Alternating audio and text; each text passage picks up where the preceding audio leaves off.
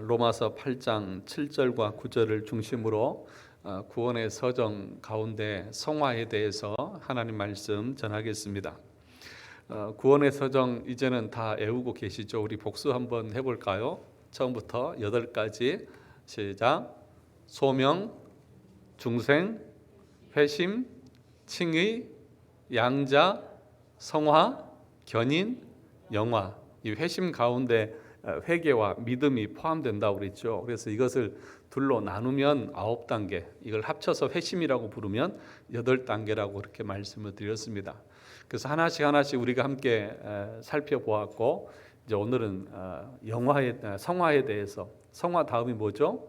견인, 그리고 영화, 이제 얼마 안 남았습니다.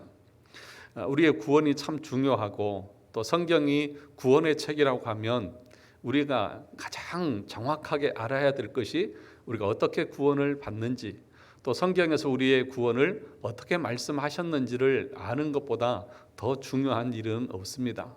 그래서 여러분들이 이 과정들을 좀 자세하게 또 집중해서 함께 공부를 했으면 좋겠습니다. 일반적으로 사람들은 이 구원과 성화를 분리해서 말하는 경우들이 참 많이 있습니다. 우리는 구원받은 백성이기 때문에 이제는 성화의 삶을 살아가야 된다, 이렇게 말을 하는 사람들이 있습니다. 그런데 이 말은 옳지 않습니다. 여러분들이 구원의 서정을 보시면 아시겠지만, 구원이라고 하는 것은 단순히 구원 얻고 나서 성화의 삶이 이어지는 것이 아니라 구원의 전체 과정 가운데 성화가 들어 있습니다.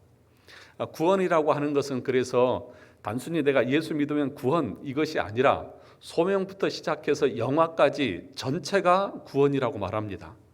그러므로 칭의, 양자까지는 단 한순간에 이루어지는 것이기 때문에 여러분, 구원받은 사람들의 삶 가운데서 자연스럽게 조화롭게 흘러나오는 것이 성화의 삶이라고 분명하게 말씀을 드렸습니다.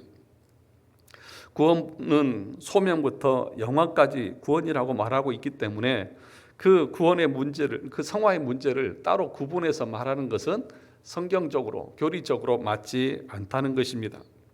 또 하나는 어떤 그 오류가 있냐 하면, 구원은 하나님의 은혜로 되어지는 것이고 성화는 내 의지나 내 노력으로 되어지는 것이다, 그렇게 말을 하는 사람이 있습니다. 그래서 성도들을 향해서 여러분 열심히 선을 행하고 착한 일을 하고 여러분 도덕적으로 바르게 사십시오, 그래야 그리스도를 닮아가는 성도의 마땅한 삶입니다, 이렇게 설교하는 것들을 많이 들어봤을 것입니다. 여러분, 그런데 그것도 옳은 말이 아닌 것입니다. 여러분, 성화의 삶도 하나님의 은혜로 되어지는 것입니다. 구원의 전체가 하나님의 은혜이기 때문에 성화의 삶도 하나님의 은혜로 되어지는 것이지 내 의지나 내 노력으로 되어지는 것이 아니라는 것을 여러분들이 꼭 기억을 해야 할 것입니다. 또 하나 왜곡된 생각은 뭐냐 하면, 이 성화를 지나치게 금욕적으로 생각한다는 것입니다. 지나치게 절제하는 그런 삶을 성화의 삶이다, 그렇게 말한다는 것입니다. 여러분, 그런데 우리가 웨스트민스터 신앙 고백서를 수요일날 공부하신 분은 아시겠지만, 하나님은 우리가 죄를 지을 때도 억지로 죄 짓게 하시지도 않고, 또 우리가 죄를 지으려고 할 때에 그 죄를 짓는 것을 하나님이 개입하셔서 막지도 않습니다. 하나님은 우리가 우리 스스로 그것들을 행하게 하시는 것을 보게 됩니다. 자연스럽게 내 안에서 하나님이 사랑하는 마음으로 흘러나오는 것이 성화이지, 하나님이 억지로 절제시켜서 영광을 받으시는 분이 아니라는 것을 우리가 알아야 됩니다. 그러므로 여러분이 의지로 이제 내가 예수 믿는 사람이니까 예수 믿는 사람답게 살아야지 하면서 의지적으로 노력하는 것이 성화가 아니라고. 그런데 많은 사람들이 이 구원과 성화를 분리해서 생각하니까, 내가 이제 구원받았으니까 성화의 삶을 살아야 된다고 하면서 하나님의 은혜를 의지하고 하나님을 그 은혜 가운데 거하는 것이 아니라 자기의 노력으로 성화를 이루려고 하는 그런 사람들이 있다는 것입니다. 그러면 성경에서 말하는 성화의 바른 원리는 무엇일까요? 오늘 로마서 8장 뒤에 가보면 12절에서부터 이렇게 말합니다.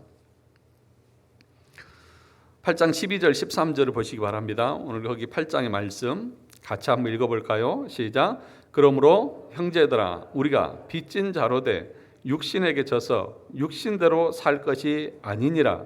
너희가 육신대로 살면 반드시 죽을 것이로되 영으로서 몸의 행실을 죽이면 살리라. 여기 본문에 보니까 12절에 우리가 육의 소욕을 이길 수 있다고 하는 것을 내포하고 있는 말을 하고 있습니다. 육신에게 져서 육신대로 살 것이 아니니라. 이 말은 우리가 성화가 칭의가 되어지고 양자가 되어져서 하나님의 아들이 된 사람들은 우리 육신 속에서 일어나는 그 죄를 이길 수 있는 힘을 하나님이 우리 가운데 주셨다는 것입니다. 그러므로 그 은혜로 우리의 육신을 죽이고 날마다 그리스도의 삶을 살아가라고 우리에게 말씀을 하고 있는 것입니다. 그런데 여기 13절에 보면 13절을 다시 보시면 여기 몸의 행실을 죽이면이라고 이렇게 말을 했습니다. 몸의 행실을 죽인다고 하는 것은 무슨 말이냐 하면 이것은 현재형입니다. 무슨 얘기냐면 과거에 다 죽인 것도 아니고 여전히 매 순간순간마다 우리는 육신의 죄를 죽이면서 살아가는 삶이 성화의 삶이라고 하는 것을 여기서 우리에게 말씀해 주고 있다는 것입니다. 이미 다 죽인 것도 아니고 앞으로 죽일 것도 아닌 매 순간마다 내 안에서 일어나는 그 죄를 죽이는 것, 그것이 거룩한 삶이고 성화의 삶이라는 것입니다. 여러분 지난번에도 말씀을 드렸듯이 우리가 칭이 되어져서 양자가 되어졌지만 우리 안에는 여전히 부패성과 오염된 그 심령이 남아 있습니다. 그래서 가만 놔두면 내 안에서 자연적으로 육신에 부패된 그런 죄악들이 넘쳐 나옵니다. 입에서도 나오고 행동에서도 나오고 생각에서도 나오고 우리 마음속에서도 악한 생각들이 끊임없이 일어나는 것입니다. 그럴 때 어떻게 하라고요? 죽여야 된다는 것입니다. 죽일 수 있는 힘과 은혜를 하나님이 양자들에게는 주셨다는 것입니다. 그러면 그런 것들이 죽여지지 않고 계속해서 여전히 남아있는 것은 왜 그럴까요? 그것을 죽이려고 하는 의지도 없고 마음도 없는 것은 왜 그럴까요? 양자가 아니기 때문에 그런 것이죠. 칭의된 사람이 아니기 때문에 그런 것이고 회심한 사람이 아니기 때문에 그렇다는 것입니다.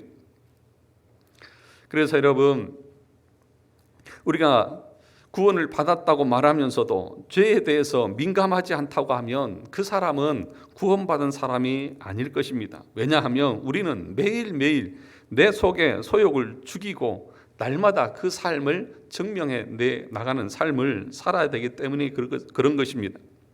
내 안에 변화된 경향성으로 말미암아서 성령께서 원하시는 바를 따르고자 하는 적극적인 순종, 봉사, 헌신, 섬김 이런 것 자체가 상급이 아닌 그 자체로서 구원의 과정이기 때문에 그런 것입니다.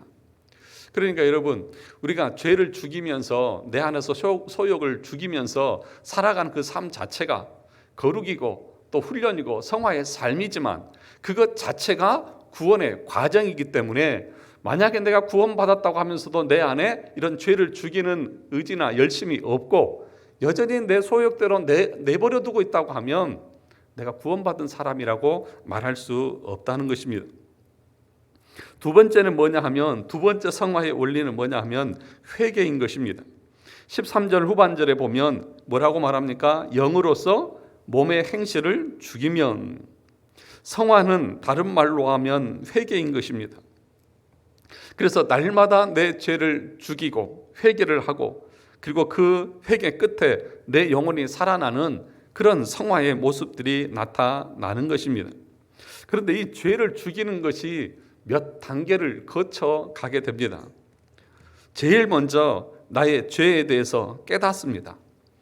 그것이 지식의 조명이고 양심의 회심이라고 그렇게 말씀을 드렸습니다. 그래서 그 죄를 깨닫게 되면 양자된 사람들은 그 죄에 대해서 미워하게 됩니다. 죄를 짓지 않으려고 노력하는 것이 아니라 그 죄를 혐오하고 그 죄를 배설물과 같이 여기는 그런 마음이 우리 가운데 드는 것입니다. 죄가 미우십니까? 아니면 죄도 지을 수 있고 그럴 수 있다고 생각하십니까? 사도 바울은 뭐라고 말했습니까? 그리스도 십자가의 은혜 외에는 다 배설물과 같이 여긴다. 자기 안에 있는 그 죄에 대해서 사도 바울은 배설물처럼 혐오스럽게 여기는 그런 모습을 가지고 있었던 것입니다. 이렇게 죄를 미워하게 되었음에도 불구하고 여전히 죄를 짓는 자신을 바라보면서 이제는 죄를 넘어서 그 죄를 사랑하는 자기 자신에 대한 미워하는 마음까지 가게 됩니다. 그러니까 여러분, 처음에는 죄를 깨달아요. 그리고 그 죄를 미워합니다. 그리고 그 죄를 혐오합니다. 그런데 그 죄를 그렇게 혐오하면서도 그 죄를 여전히 짓고 있는 자기 자신을 바라보면서 오히려 이제는 그 죄가 미운 것이 아니라 자기 자신이 미워지는 것입니다. 그리고 결국에는 자신이 너무나 비참한 존재로 여겨지는 것입니다. 그러니까 이 배설물과 같은 것을 내가 끊어내지 못하고 여전히 하고 있는 자기 자신에 대한 미움과 자기 자신에 대한 혐오감이 드러나는 것입니다. 그래서 어떻게 할 수가 없는 것입니다. 그래서 사도 바울이 고백했던 것처럼 오호라 나는 공고한 자로다. 이 벌레 많도 못한 자, 내가 이것에서 어떻게 내 영혼을 건져낼 수 있을까? 라고 탄식을 하면서 그가 오로지 바라보는 것은 그리스도의 십자가밖에 없는 것입니다.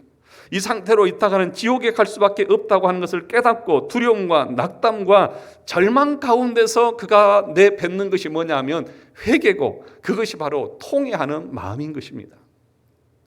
그러니까 여러분, 회개가 단순히 여러분 회개하면 구원 얻습니다 이렇게 해서 되어질까요? 그 죄에 대해서 자기의 자각이 있어야 되고, 그것에 대한 미움이 있어야 되고, 그것에 대한 혐오함이 있어야 되고, 그럼에도 불구하고 내가 그 죄를 짓고 있는 내 자신을 바라보면서 탄식하고 절망하고 이 벌레 같은 이 존재를 내가 어떻게 해야 될까? 라고 하면서 그리스도 앞에 나아가서 주님의 은혜만을 바라봅니다. 주님의 은혜만을 의지합니다 하면서 통회하는 것이 회개라고. 그러니까 이런 단계를 거쳐서 내가 회개에 이르렀고 회심에 이르러서 칭이 되어졌느냐 하는 것입니다. 그래서 죽을 수밖에 없는 죄인된 나를 구원해 달라고, 불쌍하게 여겨 달라고 통회하는 마음을 가지고 하나님 앞에 나아가는 것이 회심의 모습인 것입니다. 그래서 이 결정적인 이 모습을 통해서 우리는 거듭남을 체험하고, 이것이 바로 우리의 영혼을 살리는 회심의 모습인 것입니다. 그러면 오늘 이런 원리를 가지고 이 황금사슬, 구원의 서정, 이 성화를 조금 더 자세하게 함께 나눠보도록 하겠습니다. 성화는 구원의 서정 중에서 정점이다, 그렇게 얘기합니다. 정점. 구원의 서정 중에서 정점이다. 우리는 칭의까지 오게 되면, 이제 양자가 되면 이제 죄의 책임이 없어지고 하나님의 자녀가 되어져서 구원을 얻었다고 말합니다. 그러니까 구원을 얻는 것과 이 구원의 서정의 정점에 이르는 것은 다릅니다. 그러니까 정점에 이르렀다고 하는 것은 한마디로 말하면 이 사람이 구원을 받은 사람인지 아닌지를 가늠해 볼 수 있는 그런 증거 중에 하나라는 것입니다. 그러니까 성화의 삶이 구원받은 사람들에게는 자연스럽게 하나님의 아들로 조화로운 삶이 나타나는데, 그 삶을 보고 이 사람이 하나님의 구원받은 백성인지를 우리가 가늠한다는 거예요. 그러니까 선하게 살고 착하게 사는 것이 구원에 이르는 것은 아니지만, 그러나 구원받은 사람들에게는 그 의로운 삶이 자연스럽게 흘러나오는 것이죠. 그래서 그것을 역추적해 가는 것입니다. 성화의 삶이 없다고 하면 이 사람은 양자가 아니고, 양자가 아니라고 하면 칭의받은 사람이 아니고, 칭의받지 못했다고 하면 이 사람은 회심한 사람 아니고, 회심한 사람이 아니면 중생하지 못했고 소명받은 사람이 아니다, 이렇게 가는 것입니다. 여러분, 우리가 꼭 기억해야 될 것은 이 성화라고 하는 말을 어떻게 표현을 하냐면, 성화는 실제화 나타난다, 실제화 되어진다, 그렇게 얘기합니다.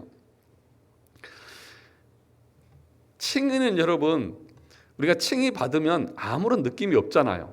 그렇죠? 법정적인 용어이기 때문에 칭의 받았다, 칭의 되어졌다 그러면 아무 느낌이 없습니다. 그런데 성화는 실제화, 내 안에서 느껴질 수 있다는 것입니다. 에베소서 1장 4절과 5절에 보면 이렇게 말합니다. 곧 창세전에 그리스도 안에서 우리를 택하사 우리로 사랑 안에서 그 앞에 거룩하고 흠이 없게 하시려고. 뭐 하려고요? 거룩하고 흠이 없게 하시려고. 하나님이 왜 우리를 양자 삼으셨느냐? 그 목적이 무엇이냐? 거룩하고 흠이 없게 하시려고. 이것이 바로 거룩이고 이것이 바로 성화의 삶이라는 것입니다. 그러니까 하나님이 우리를 구원하신 목적은 성화의 삶, 거룩의 삶을 살게 하기 위해서 우리를 하나님의 자녀 삼으셨다는 것입니다. 그러므로 사랑하는 성도 여러분, 우리의 삶 가운데에 그리스도를 닮아가는, 그리스도를 향한 그런 거룩한 삶이 없다고 하면 우리의 구원을 의심해 볼 수 있다는 것입니다. 구원의 전 과정 안에 성화를 견인으로 이루어가는 성도들에게 구원은 이미 받은 것이지만 또한 여전히 이루어가는 것이라고 성경은 말합니다. 그러니까 이 성화가 견인과 연결이 되어지는데, 견인은 뭐예요? 견인은 견인차가 고장난 차 끌고 가는 것이 견인입니까? 아니라고 그랬죠. 견디고 인내하는 것이 견인이라고 말했죠. 그냥 가만히 있으면 되는 것이 아니라 고난 가운데, 역경 가운데에 인내하면서, 참고 인내하면서 그리스도를 바라보면서 가는 것입니다. 그런데 그 인내하고 견디는 것이 단순히 고통 가운데서 견디는 것이 아니라 기쁨 가운데서 가는 것입니다. 기쁨 가운데서. 나중에 나오겠지만, 그래서 이 구원의 전 과정을 신학교에 처음 들어가면 어떤 단어로 우리에게 가르쳐 주자면 이미와 아직이라고 하는 단어로 가르칩니다. 이미 우리는 뭐 했어요? 구원 받았어요. 그런데 아직 구원이 이루어지지 않았어요. 이 사이를 지금 우리는 지나가고 있는 거예요. 그래서 already not yet 이런 표현을 가르칩니다. 이거는 신학교에 들어가면 이 구원에 대해서 가장 기본적으로 가르치는 거예요. 그러니까 구원이라고 하는 것이 그냥 예수 내가 믿겠다고 고백하면 끝, 이게 아니라 마지막 영화의 과정까지가 우리의 구원의 전체인 거예요. 그러니까 구원과 성화를 분리해서 이야기하는 것 자체가 잘못되어졌고, 그리고 성화, 인내의 삶이 나타나는 것이 영화에 들어가는 삶의 과정 가운데 있는 것이기 때문에 성화의 삶이 없다고 하면 그 사람의 구원을 의심해 보는 것은 지극히 이론적이고 지극히 정상적이지 않냐는 것입니다. 그런데 그 구원의 정점에 위치해 있는 것이 바로 성화라고 그렇게 이야기를 하고 있는 것입니다. 그래서 날마다 우리가 구원받은 하나님의 백성인지 내 삶의 성화의 모습을 점검하면서 내 구원을 매 순간마다 매일매일 점검해야 합니다. 아까 죄를 죽인다고 하는 말이 그 동사가 어떤 동사라고 했으면 현재형이라고 했잖아요. 매일매일 죽이는 거예요. 그래서 내가 이렇게 삶을 살아가다 보면 나태해지고 게을러지고 또 타락하는 그런 모습이 있잖아요. 그럴 때마다 내 자신을 돌아보면서 이러고 내가 구원받은 사람이라고 말할 수 있나? 다시 점검하고 점검하는 그런 시간들을 늘 가져야 되는 거죠. 그런데 이단들은 뭐라고 말하는 것입니까? 구원파에서는 너 구원 받았니? 물어봅니다. 네, 구원 받았습니다. 언제 받았니? 그때 받았습니다. 그래, 그럼 너는 구원 받은 게 맞아. 그 다음에는 물어보지도 않습니다. 네가 구원을 의심하는 것은 네가 구원받지 못해서 그런 거야. 네가 정말 구원을 받았다고 하면 너는 구원에 대해서 의심하지 않아. 네가 만약에 구원을 의심한다고 하면 넌 아직 구원받은 거 아니야. 이렇게 말해버리면, 그러면 그렇게 믿는 사람들은 자신의 구원받음에 대한, 성화의 삶에 대한 점검을 할까요? 안 할까요? 할 필요가 없죠. 이미 다 구원받았으니까. 그것이 잘못된 교리라는 것입니다. 우리의 구원은 소명에서부터 영화까지이기 때문에 성화의 삶이 내 안에서 나타나지 않고 있다고 하면 내 구원에 대해서 점검해 볼 필요가 있다는 거예요. 그래서 하나님 앞에 나아가는 시간들을 가져야 한다는 것입니다. 사랑하는 성도 여러분, 그래서 이 구원의 서정을 여러분이 공부하고 말씀을 들으면서 그것에, 그 말씀에 내 삶을 한번 대입시켜 보시고 점검해 보셔서 내가 정말 이 좁은 문으로 들어가고 있는지를 돌아보시라고 하는 말씀인 것입니다. 그런데 여기서 이제 한 가지 중요한 원리가 있는데 그것이 뭐냐 하면 성화는 우리는 기본적으로 이제 드러나는 착한 선한 옳은 삶, 그리스도를 닮아가는 삶이라고 그렇게 말하지 않습니까? 그런데 그 성화가 일어나기 전에 더 먼저 우리가 깊이 알아야 될 것이 뭐냐 하면 성화라고 하는 것은 한마디로 말하면 그리스도를 사랑하는 마음이라는 것입니다. 성화가 뭐라고요? 그리스도를 사랑하는 마음이라고요. 양자로 입양되었으면 그 아버지에 대한 마음이 어떨까요? 다르겠죠. 남의 아저씨하고 남의 아버지하고 내 아버지하고 느낌이 다르지 않습니까? 또 아까 성화는 실제화라고 했잖아요. 그러니까 그 성화의 삶이라고 하는 것은 한마디로 말하면 그리스도를 사랑하는 마음에서 나오는 거예요. 그러니까 성화가 되어져 간다고 하는 것은 우리가 더 많은 선을 행한다 이런 말이 아니라 주님을 사랑하는 그 마음의 깊이가 더 깊어져 가는 것입니다. 그분을 사랑하는 마음이 더 깊어져 가니까 헌신을 하고 봉사를 하고 충성을 할 때에도 마음에 기쁨이 있습니까? 없습니까? 있는 거죠. 내 사랑하는 사람을 위해서 내가 뭔가를 해줘요. 사랑하는 사람이 나에게 부탁할 때 그 부탁을 들어줘요. 그럴 때 마음에 기뻐요? 안 기뻐요? 기쁜 거죠. 사랑하니까.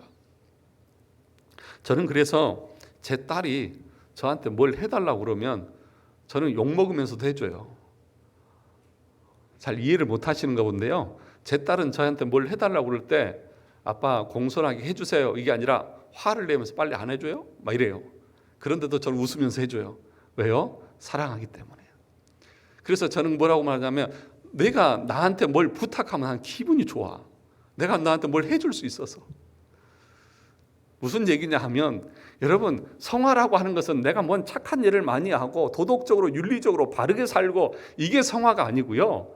양자가 되어졌으니까 하나님의 아들이 되어졌으니까 그 아버지가 너무 좋은 거예요. 그 아버지에 대한 사랑이 너무 깊어지는 거예요. 여러분 기억하십시오. 하나님을 사랑하고 하나님을 위해서 헌신하고 믿음으로 나아가는 것은요 하나님이 옳아서가 아니에요. 하나님이 정의로워서가 아니에요. 그 하나님에 대한 사랑이 내 마음에 깊어서 그런 거예요. 못된 자식은요 부모가 옳아야만 순종하고 그런 말을 해요. 그건 자식도 아니에요. 여러분 하나님의 자녀들인 우리가 하나님의 말씀에 순종한다고 하는 것은요 그 하나님이 옳아서가 아니에요. 물론 하나님은 다 옳으시죠. 그런데 우리가 하나님의 말씀, 하나님을 사랑하는 것은요 하나님이 옳아서 사랑하는 것이 아니라 부모이기 때문에 사랑하는 거예요. 여러분 율법이 우리를 구원합니다. 그 하나님의 말씀이 우리를 구원합니다. 그런데 그 율법을 사랑할 수 있어요? 율법이 우리를 정죄하는데 그 율법을 사랑할 수 있어요? 그 옳고 그른 것은 사랑할 수가 없어요. 그런데요 하나님은 우리의 사랑하기 때문에 그 말씀도 지키고 가는 거예요. 그러면 여러분 하나님의 말씀이 옳기 때문에 그 옳은 것을 따라간다고 생각하는 사람을 가리켜서 성경은 누구라고 부르냐면 바리새인이라고 부르는 거예요. 그 바리새인들은요 하나님을 사랑하지 않아요. 그런데 말씀은 옳다고 생각해서 말씀은 행해요. 성경을 공부하고 성경을 가르치고 성경대로 살아요. 그런데 그 사람 마음 가운데는 하나님을 향한 사랑의 마음이 없어요. 그래서 예수님께서 그 바리새인들을 가리켜서 이 해칠한 무덤 같은 자들아, 이 독사의 자식들아, 지옥문에 들어갈 자들아 이렇게 말하는 거예요. 그러니까 여러분 우리가 믿음의 생활을 하면서 내가 봉사를 하고 헌신을 하고 충성을 하는 이것이 성화의 삶인데 그 과정 가운데에서 그것을 하는 동기가 정말 하나님이 사랑스러워서 그 하나님이 기쁘고 즐거워서 하지 않는다고 하면 우리도 똑같이 어떻게 드러날까요? 바리새인처럼 드러나요. 그래서 바리새인이 돼가지고 그 행위를 가지고 사람들을 재단하고 판단하고 그래서 율법주의에 흘러가서 결국에는 구원이 뭔지도 모르는, 다시 말하면 예수 그리스도를 다메섹 도상에서 만나기 전에 사도 바울과 같이 율법은 박사지만 그 율법을 가지고 교회를 핍박하고 잔해하는 그런 상태의 모습으로 나타난다고요. 그러니까 여러분 우리 마음속에서 내가 성화의 삶을 살아야지, 이 마음이라고 하는 것은 근본적으로 뭐냐 하면 하나님을 사랑하는 그 사랑이 깊어져 가는 거예요. 시간이 가면 갈수록 깊어져 가는 거예요. 그래서 그 사랑 때문에 견인, 인내하면서 가는 거예요. 그리고 쭉 그 믿음으로 가다가 결국에 영화에 이르는 것이 우리의 구원의 과정인 것이죠. 그러면 여러분, 오늘 교회에 나오시면서 정말 아버지 앞에 나가는, 정말 아버지의 말씀으로 은혜 받기 원하는 그런 기쁜 마음으로, 아버지를 사랑하는 마음으로 나오셨습니까? 하나님의 일을 하면서, 주의 일을 하면서 여러분 정말 주님이 좋으시고 주님에 대한 사랑 때문에 그 일들을 하고 있습니까? 만약에 어떤 일을 하는데 내 마음에 주님에 대한 사랑이 일어나지 않고 그냥 의무감으로 한다고 하면 그 멈춰야 됩니다. 왜요? 얼마 지나지 않아서 그 사람은 바리새인이 되지다든지 아니면 믿음에서 떠날 수도 있기 때문인 것입니다. 사랑하는 성도 여러분, 그래서 우리가 선한 삶이 나타나고 그리스도를 닮아가는 열매가 나타나는 것은요, 하나님을 사랑하는 그 삶의 기본 안에서 나타나는 주변적인 것들이시지 그것이 본질이 아니라는 것입니다. 그래서 여러분, 성화와 칭의를 구분해 보면 칭의는 법정적인 용어이기 때문에 우리 마음에 느낌이 없습니다. 그런데 성화는 실질적이기 때문에 내 안에서 하나님에 대한 사랑이 일어나는 것입니다. 그리고 칭의는 단번에 이루어지는 것이지만 성화는 어떻습니까? 계속해서 이루어져 가는 것이죠. 그죠? 성화는 단번에 이루어지는 것이 아니라 그 영화에 이를 때까지 점점점 이루어져 가는 거예요. 그래서 이 성화의 강도는, 이 성화의 깊이는 사람들마다 다를 수 있어요. 그렇지 않습니까? 하나님에 대한 사랑이 어떤 사람은 조금 얇아요. 또 어떤 사람은 정말 깊어요. 이런 정도의 차이는 성화에서 있을 수 있어요. 그런데 무엇이 중요하냐면 그 양의, 그 깊이가 중요한 것이 아니라 그 방향이 중요한 거예요. 하나님을 사랑하는 마음이 계속해서 자라가고 있느냐, 아니면 여전히 세상을 사랑하는 마음으로 가고 있느냐. 사랑의 깊이는 다를 수 있지만 아버지를 사랑하는 마음은 똑같다는 거예요. 이것이 성화의 모습이고, 이런 모습이 있느냐 없느냐를 가지고 이 사람이 구원의 정점이 있느냐 없느냐를 우리는 가늠해 볼 수 있다는 것입니다. 또 하나, 칭의는 뭐냐 하면 칭의는 우리의 죄의 책임에서 해방시켜 주는 것입니다. 죄의 책임, 원죄의 책임, 그 죄로 말미암아서 지옥 가야 되는 그 운명에서 우리를 건져 주어요. 그런데 성화는 뭐냐 하면 우리가 죄의 지배를 막는 것을 제거해 주는 거예요. 우리는 원죄 아래 있을 때는 여전히 죄의 지배를 받아요. 그런데 칭이 되어지고 양자된 사람들은 그 죄의 지배를 막아준다. 그래서 우리가 그 죄를 끊으면서 절제하면서 나올 수 있다는 것입니다. 이 말은 여러분, 우리가 죄를 짓지 않는다는 말이 아닙니다. 여전히 죄 가운데 있지만 죄에 중독되지 않고 결국에는 그 죄를 끊고 나올 수 있다는 것을 말하는 것입니다. 그래서 여러분, 구원받은 사람들은요, 소도둑이 무슨 도둑이 될까요? 이제 바늘도둑이 되어져 가고요. 성화되지 않은 사람, 양자가 아닌 사람 어떨까요? 소도둑이 무슨 도둑이 돼가요? 아니, 바늘도둑이 소도둑이 돼가지만, 양자가 된 사람은, 소도둑이 된 사람들이 바늘도둑처럼 이제는 그 죄의 지배에서 조금씩 끊고 나가는 거예요. 그러니까 여러분, 양자가 되어져서 하나님의 자녀가 되었음에도 불구하고 여전히 10년 전이나 20년 전후나 여전히 내 삶에서는 죄를 끊어보지 못하고 그렇게 여전히 그 가운데 있다고 하면 그것을 어떻게 하나님의 양자라고 말할 수 있고, 그것이 어떻게 하나님을 사랑하는 마음이라고 말할 수 있느냐는 거예요. 그러니까 이런 것도 없으면서 그냥 한번 예수 믿으면 구원 이렇게 말하는 것은 성경적이지 않고 그것은 잘못이고 그 하나님의 심판대 앞에 섰을 때에 넌 탈락이라는 거예요. 그래서 이 구원의 도를 아는 것이 무엇보다도 중요한 얘기라는 것입니다. 그러므로 여러분, 이 땅에서 우리가 성화를 이루어 간다고 하는 것은 무슨 선한 일을 많이 하는 것을 의미하지 않습니다. 진짜 성화는 하나님을 사랑하는 것에 달려 있는 것이고, 그 사랑하는 그 마음을 가지고 내 안에 주어진 그 죄의 습성과 그 죄의 힘들을 하나씩 끊어나가는 것이 성화의 삶인 것입니다. 여러분, 그래서 이 개념을 바꾸셔야 한다는 것입니다. 사랑하는 성도 여러분, 이 사랑의 마음을 여러분들이 가지고 가고 있느냐, 이 사랑의 마음이 내 안에서 지금 계속 깊어져 가고 있고 그 사랑의 마음이 늘 내 안에 존재하고 있느냐 하는 것입니다. 유명한 스펄전 목사님이 그 아내 앞에서 울고 있었다고 합니다. 그 아내가 물었습니다. 목사님, 왜 우십니까? 그러자 그 유명한 스펄전 목사님이 이렇게 대답했다고 합니다. 여보, 내가 십자가를 바라보는데도 내 마음이 슬프지가 않아.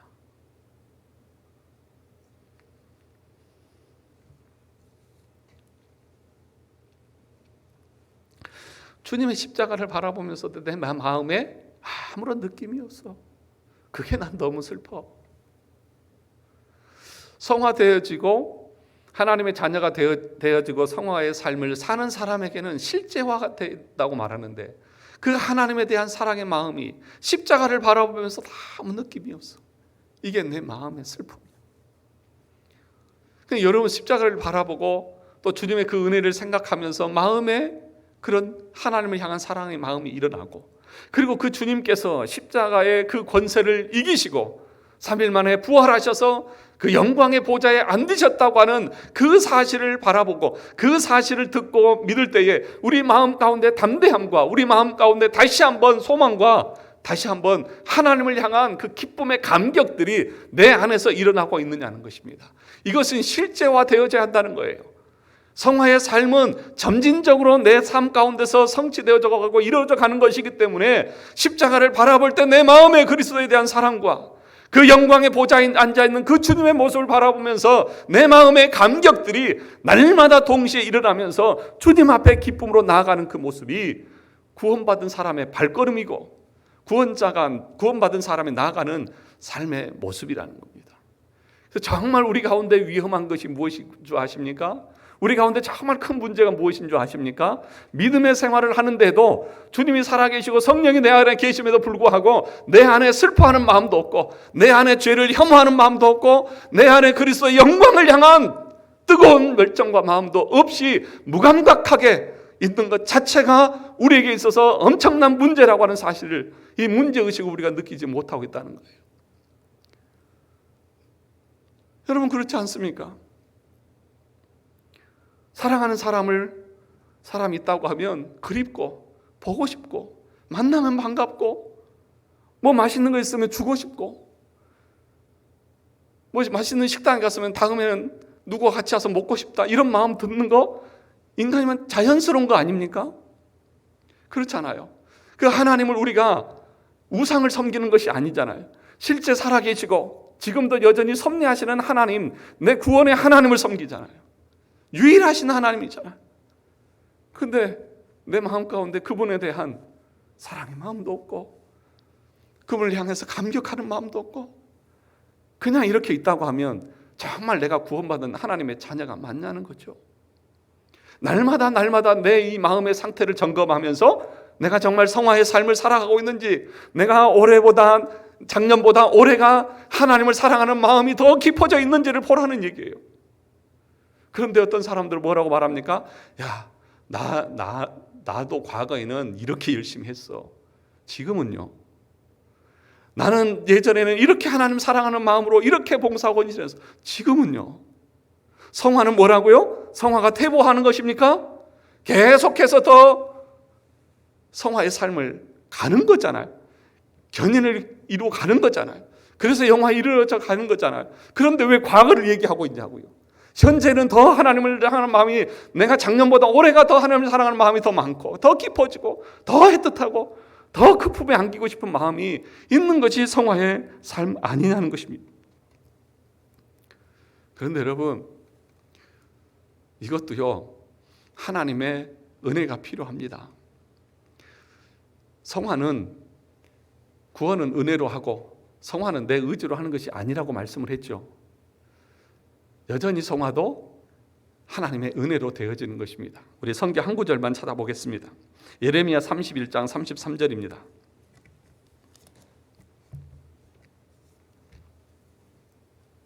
예레미야 31장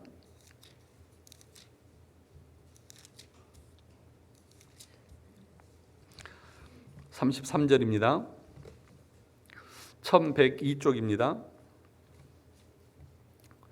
구약성경 1102쪽 예레미야 31장 33절입니다.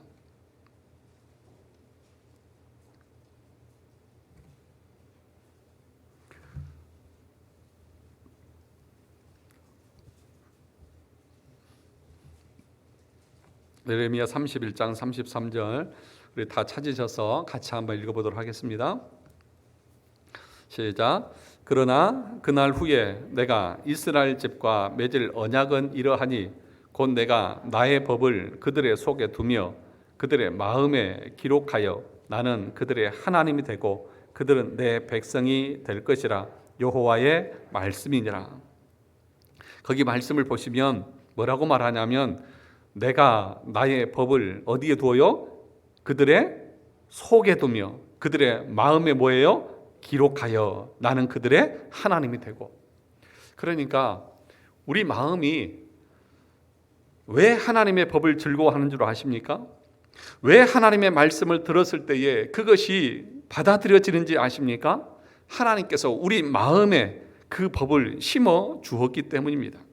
내가 노력해서 그 법을 내 것으로 삼는 것이 아니라 하나님께서 우리 마음에 심어주시는, 하나님께서 말씀으로 내 마음에 심어주셔서 그 말씀을 사랑하게 하고요, 그 말씀에 순종하게 하고요, 그 마음으로 하나님을 사랑하는 마음을 하나님이 은혜로 내 마음에 부어주는 거예요. 그래서 바울도 하나님의 사랑이 우리 마음에 부음바 되어졌다. 하나님께서 성령으로 우리 마음에 그 말씀을 통해서 은혜를 부어주시니까 그때서 우리가 하나님을 사랑하고 말씀을 사랑하면서 즐거워하게 되는 것이다. 그러니까 성화도 내 의지나 내 노력이 아니라 하나님의 은혜로 되어진다. 그런데 여러분, 그렇게 말하면 그럼 우리는 아무것도 안 하고 뒷짐지고 있어야 되겠네요? 그것이 아니에요. 하나님을 사랑하게 되어지면, 여러분 자녀를 사랑하면 어때요? 어린날이라든지 무슨 날이 되면 애들에게 선물을 해주십니까? 안 해주십니까? 해주잖아요. 해주잖아요. 행위로 해주잖아요.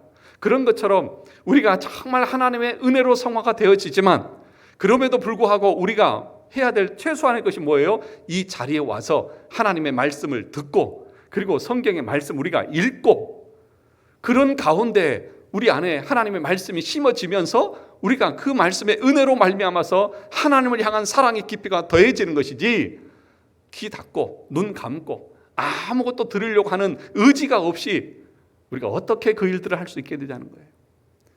여러분 기억하십시오. 우리가 믿음의 길을 걸어간다고 하는 것은 하나님의 은혜라고 하는 것이 우리가 아무것도 할 필요가 없다고 하는 얘기가 아니에요. 성경을 보십시오. 하나님은요, 우리 주님께서는 귀 닫고 그 다음에 눈 감고 아무런 들으려고 하지도 않는 사람을 억지로 하나님께서 회심시킨 적이 없어요. 소경 바디베오가 그렇게 부르짖어서 그 주집에 앞에 나가려고 했고, 또 뭐예요? 지붕을 뜯어서 내렸고, 니고데모가 찾아갔고, 계속해서 자기가 그것들을 행할 때에 그런 사람들을 향해서 내 집에 구원이 이르렀다. 내가 구원받았다. 혈루증으로 앓던 그 여인이 그 예수님의 옷자락을 만지는 그 열심을 보면서 내가 구원받았다라고 말했죠. 그러니까 여러분, 이 자리에 앉아있는 저와 여러분, 그런 것도 없이 내가 하나님의 은혜로 구원받을 수 있다? 아니요. 그럼 여러분, 최소한 인간과 인간이 만날 때에도 앞에 있는 사람에게 대화를 할 때는 예의를 갖추잖아요. 그러면 여러분, 예배 드리러 오셨다고 하면 우리가 최소한적으로 이 말씀을 들으려고 하는, 경청하려고 하는 그 마음은 있어야 되잖아요. 그 마음을 하나님이 사용하셔서 회심시키고 구원에 이르도록 이끌어 가시는 거예요. 사랑하는 성도 여러분, 마지막으로 성화를 이루어 가는데 유념해야 될 것 세 가지만 말씀을 드리고 간단하게 말씀을 드리고 마치도록 하겠습니다. 이 거룩은, 성화는 경건의 훈련인데 세 가지의 원칙이 있습니다. 그 첫 번째가 뭐냐 하면 올바른 원리가 필요합니다. 올바른 원리. 그 올바른 원리가 뭐냐 하면 앞에서 말씀을 드렸던 하나님을 사랑하는 원리입니다. 이것이 성화의 제일 중요한 부분입니다. 하나님을 사랑하는 데서부터 모든 것이 나오는 거예요. 하나님을 사랑하기 때문에 우리가 선을 행하고 그리스도를 닮고 싶은 거예요. 그 하나님의 사랑하는 원리가 없으면 무엇이 된다고요? 바리새인이 된다고요. 두 번째 원리가 뭐냐 하면 올바른 규칙이 필요합니다. 올바른 규칙. 그 올바른 규칙이 뭘까요? 올바른 교리죠. 황금사슬, 구원의 서정, 그 교리를, 그 규칙대로 가야 한다는 거예요.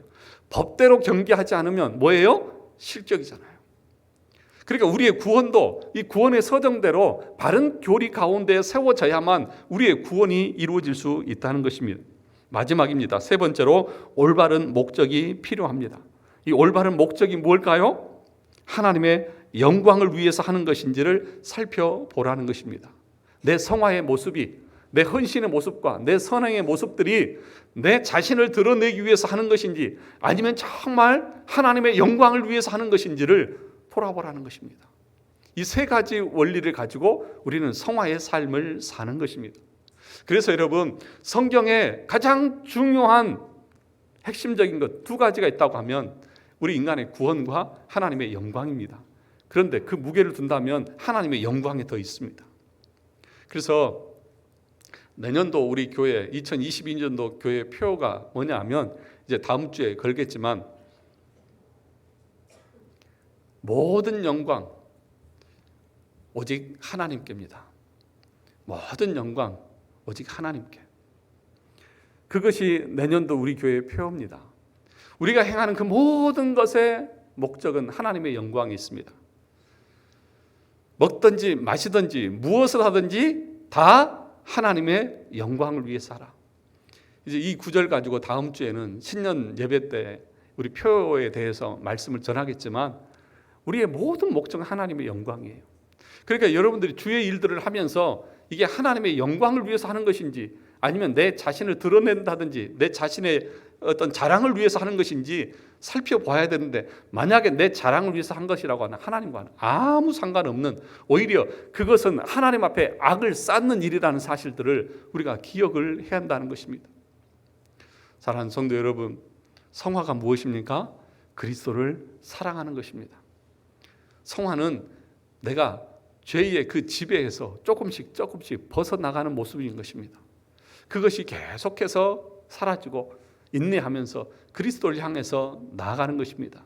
사랑하는 성도 여러분, 저와 여러분들의 삶의 모습 가운데에 이 성화의 모습들이 정말 정점으로 드러나서 믿음의 그 길을 걸어갈 때에, 여러분, 성화의 그 길은 고난의 길이 아니라 기쁨의 길입니다. 주님 사랑하기 때문에 그 은혜에 감사해서 내가 주의를 위해서 헌신하고 애쓰는 것이 고생이 아니라, 부담이 아니라 기쁨으로 감당해 가는 것입니다.